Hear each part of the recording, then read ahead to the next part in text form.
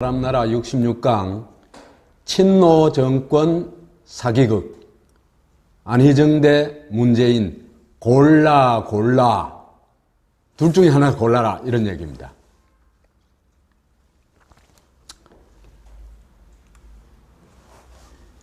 이 사진을 한번 봐보십시오. 이 사진을 딱 보고 두 가지가 눈에 딱 띄었습니다. 하나는 빨간 옷 입은 여자가 하나 나와가지고 눈에 딱 띄었고, 또 하나는 도대체 이게 어느 나라에서 하는 건가? 아무리 봐도 한글이 없어요.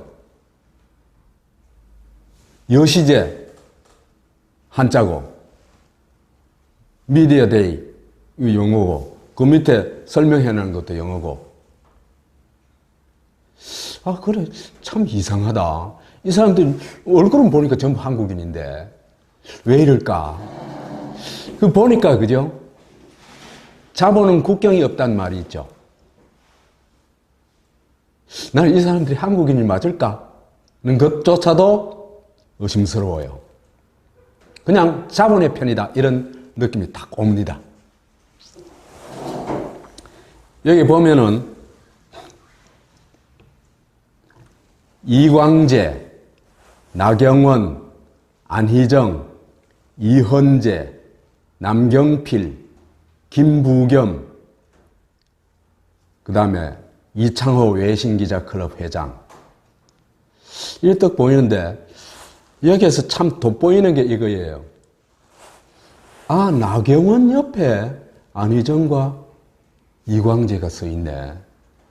여기 또 좌희정, 우광재인가 이런 느낌 확 들어요.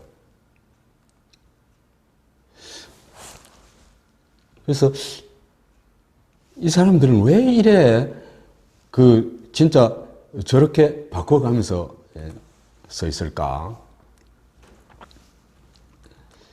이걸 좀 풀어봐야 돼요.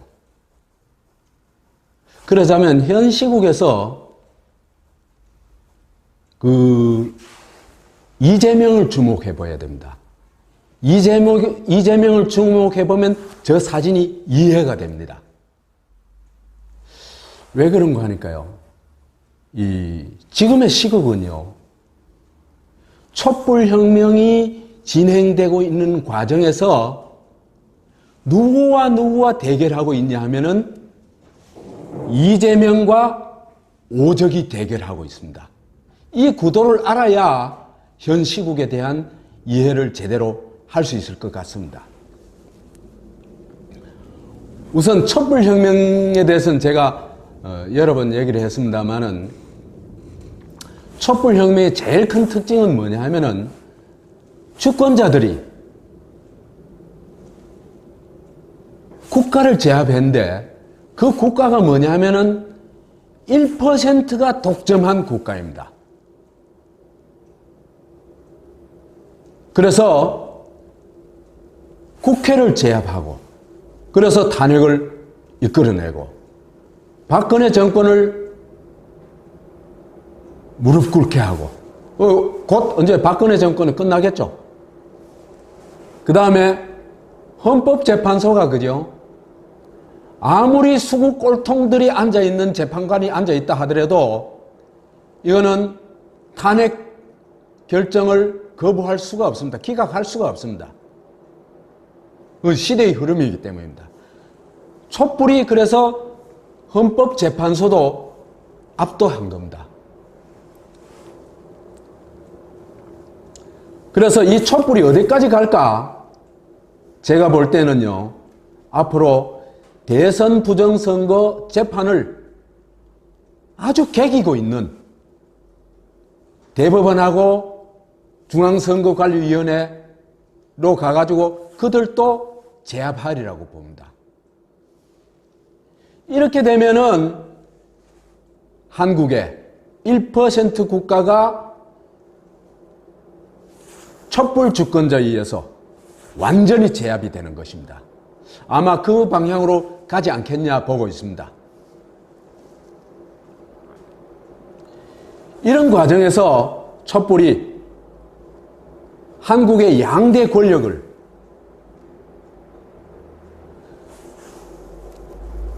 전혀 법이란 그물망을 우습게 알고 아무렇지도 않게 범죄를 저지르고 있던 두 집단, 국가 권력, 자본 권력을 법 앞에 세워가지고 의법 처리하게 됐습니다. 그래서 박근혜가 탄핵이 되고 또 삼성 총수 이재용이 구속이 되었죠. 이런 과정에서 제일 중요한 건 역시 촛불의 힘, 주권자의 힘이었지만 여기에 이재명의 특별한 역할도 주목해 볼 필요가 있습니다. 이재명이 그죠? 촛불에 앞장서면서 이루어낸 게 이미 엄청납니다. 그 엄청난 것 중에 첫 번째로 꼽으라고 할 것 같으면은 한국 사회에 감히 아무도 건드리지 못했던 세 가지 성역을 불과 한 달 사이에 완벽하게 타파해버린 것입니다. 더 이상 성역은 없습니다. 이건요, 한국 5,000년 역사에서 이렇게 성역을 완벽하게 타파한 것은 지금이 처음입니다. 단 한 번도, 그죠? 왕조시대의 성역은 뭡니까? 왕은 못 건드린 거죠. 유교 이념 못 건드린 거죠. 그렇죠? 그건 절대로 못 건드립니다. 건드리면 죽습니다. 그 다음에 일제시대는 일본은 못 건드리죠. 천황은 못 건드리죠. 지금은 미국 못 건드리죠. 재벌 못 건드리죠. 박정희, 이승만 못 건드리죠.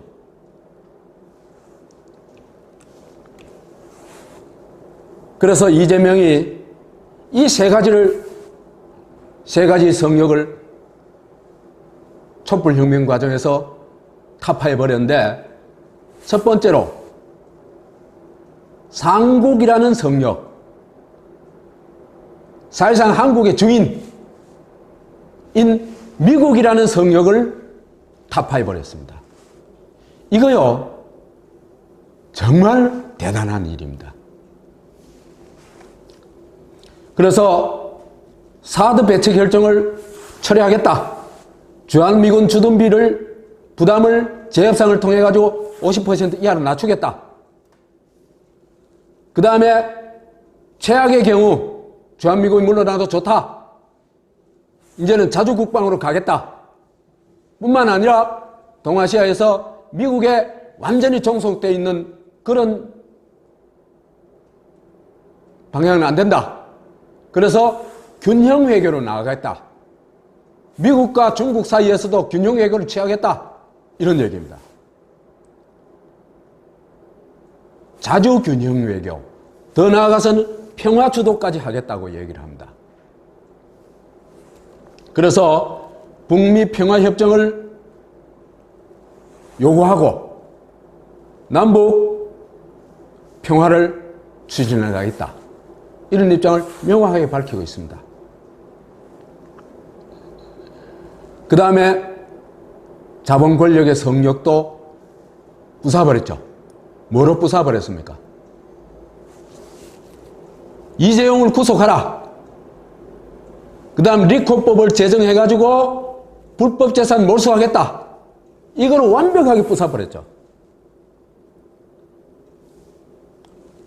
국가 권력 성역도 완전히 부숴버립니다. 그러면서 이재명이 촛불의 동행 리더로서 이제 확고한 자리를 잡게 되는데,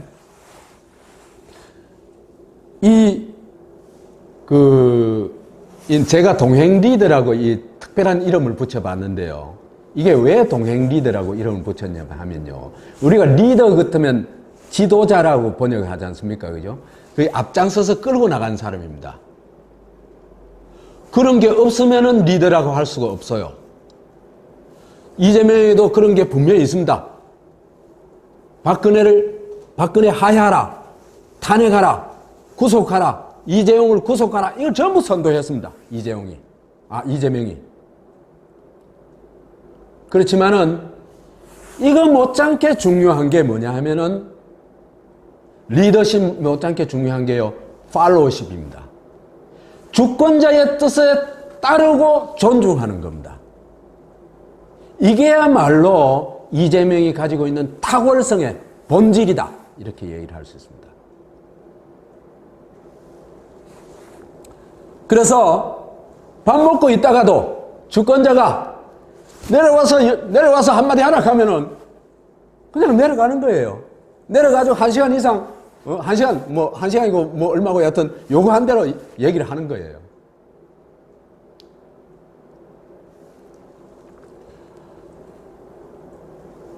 그래서 그 주권자들에게서 그가 맡은 역할을 억강부약이라고 얘기를 합니다. 강자들은 억누르고 강자의 횡포를 차단하고 약자를 북돋아서 진정한 공동체가 되도록 만들겠다. 이것이 이재명 팔로워십의 핵심 논리입니다. 그리고 그것을 실행하는 수단으로서 제시한 것이 뭡니까? 재벌을 해체하고 노동권을 강화하겠다는 것입니다. 저는 이 이재명의 팔로우십이야말로 리더십 못지않게 중요한 것이다. 그렇기 때문에 이 사람이 집권하면은 진짜 주권자들이 그 요구가 그때 국정에서 제대로 공론화되고 토론되면서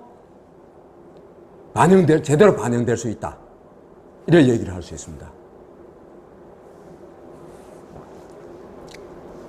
그리고 또 하나는, 그래서 자기가 지향하는 바, 또 촛불이 지향해야 될 거를 민주공화국 건국혁명으로 아예 딱 제시를 합니다.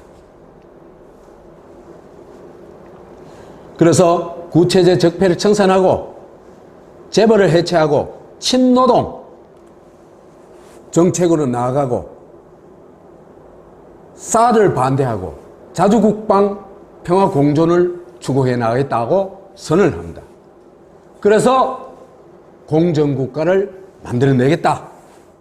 이것이 이재명이 추구하는 민주공화국의 어떤